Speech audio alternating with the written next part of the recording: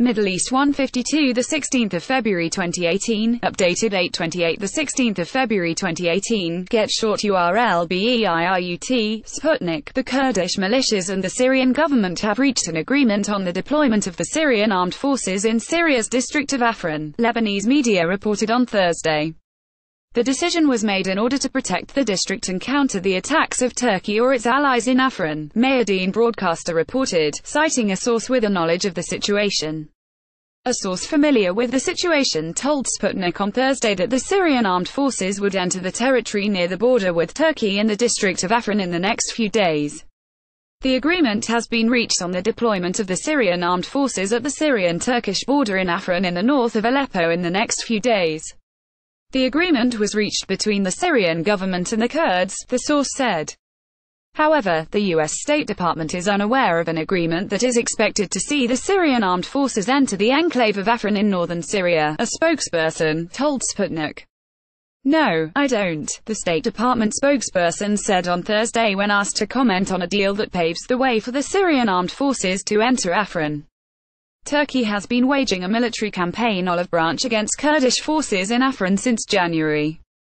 The enclave is controlled by the US-backed People's Protection Units (YPG), which Ankara considers to be an affiliate of the Kurdistan Workers' Party (PKK), designated as a terrorist organization in Turkey and several other countries.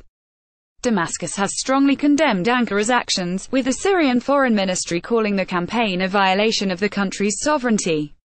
NATO satisfied with Turkey's military operation in Syria on Thursday, Turkish Defense Minister Nurettin Canikli said at the NATO ministerial session in Brussels that the alliance had raised no objections to the ongoing Ankara's Olive Branch military operation. NATO Secretary-General has always been one of the people who has very positive stance on our struggle against external threats, and I am grateful to him for it. There is no negative attitude of the Secretary-General to the Olive Branch. The NATO member states also accept our activities in Afrin understandingly.